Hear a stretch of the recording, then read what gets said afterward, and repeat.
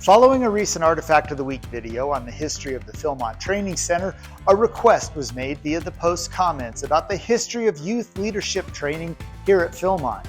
In the summer of 2022, Jim Savard, a former Philmont staff member and the 1968 JILT Scoutmaster here at Philmont, presented the museum with a draft copy of a work he was developing called the Rayado Chronicles. This collection of stories, first-person accounts, and other creative endeavors tells of the development and evolution of youth leadership training here at Philmont Scout Ranch. From the first youth leadership training opportunity offered at Philmont in 1949 to today's multiple sessions of NAYLE being offered every summer at Rayado Ridge Leadership Camp, we'll learn how youth leadership training has become a vital part of the scouting experience in this edition of Artifact of the Week.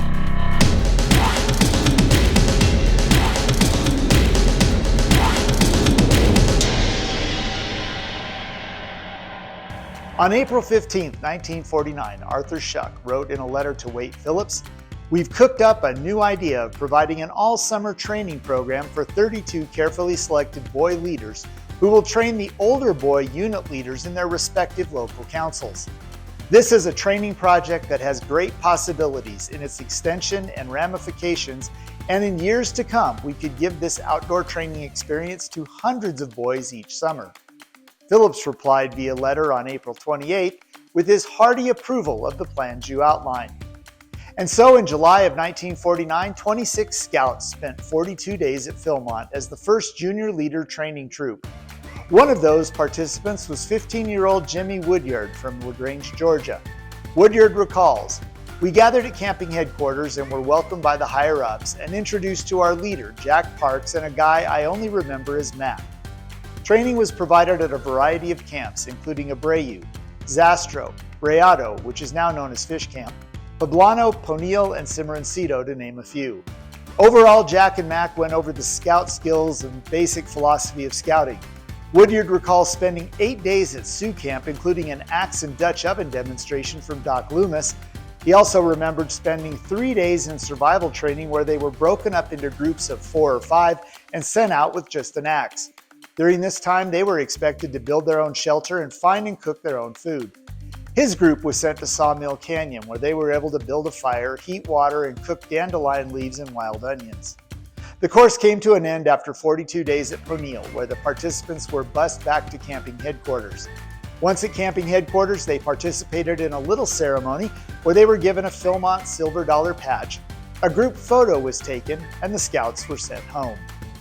Woodyard recalled, "During our stay, a few of us, along with Jack and Mac, designed the patch that would be used for ours and future JLTs. After we got home, Mr. Bullock sent us a letter and 2 of the patches. Jack sent us a copy of the group photo once we got home." The following year, JLT was expanded to include 3 troops of 32 scouts, with each troop having a scoutmaster and an assistant scoutmaster. The JLT course in 1949 was used to figure out what could be taught and how it should be taught in future courses.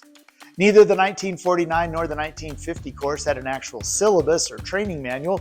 However, the 1950 course had an outline of materials that were to be covered and which camps they should be taught at.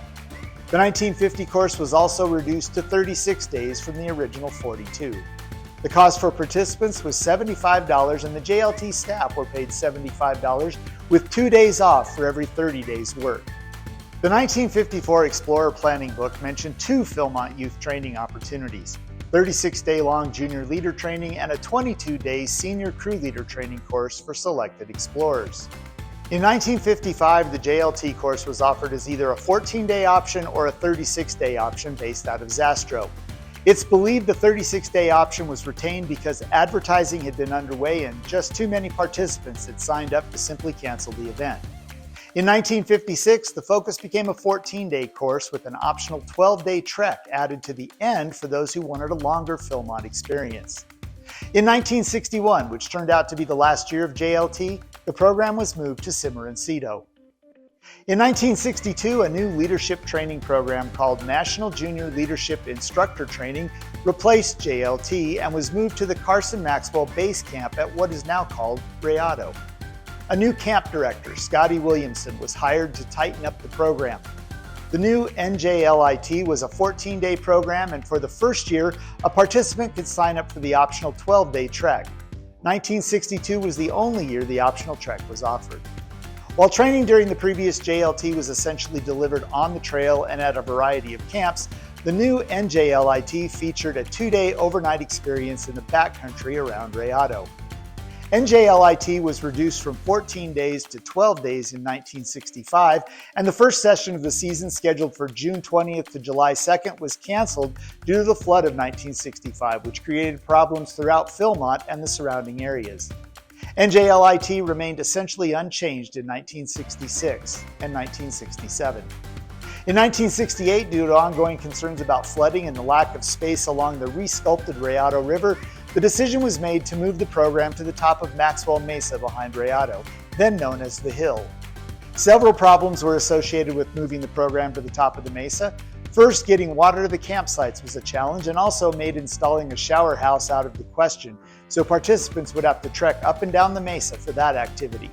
Second, there was no road to the top of the mesa, so getting supplies to the area and being able to build tent platforms and dining shelters construction took more time than was expected. During the first year, participants had to pick up their daily rations from the bottom of the mesa and pack them up to their campsite. Third, because of a desire to spread the 4 NJLIT troops apart a reasonable distance, it increased the time it took to move the troops up and down from the top of the mesa to the bottom, as well as to move them from the mesa to the training areas at Rayado when required. When participants arrived for NJLIT, they received a neckerchief and slide. There was a decal on their course notebook, and at the end of the course, they were presented with an NJLIT shield patch. The only other souvenir available was an NJLIT t-shirt they could purchase at the trading post. NJLIT was conducted annually until the program was rewritten by John Larson and Bob Miner in 1971. It was also renamed Troop Leader Development, or TLD. There was also an increase in the staff for this new course: a Scoutmaster, an Assistant Scoutmaster, and 4 members of a Leadership Corps. The new curriculum focused more on leadership skills over scout skills and involved community service projects in Cimarron and the surrounding area. Overall, the new program was widely praised by many scouters observing the course as part of their own Philmont Training Center conference. The new TLD approach brought patrols together with no established leader. The assigned staff member provided zero information, and they were really just there to marshal the patrol from location to location. The participants were expected to arrive already knowing as much as possible about leadership and scoutcraft. While the participants didn't know it, the training began from the time they arrived at Philmont.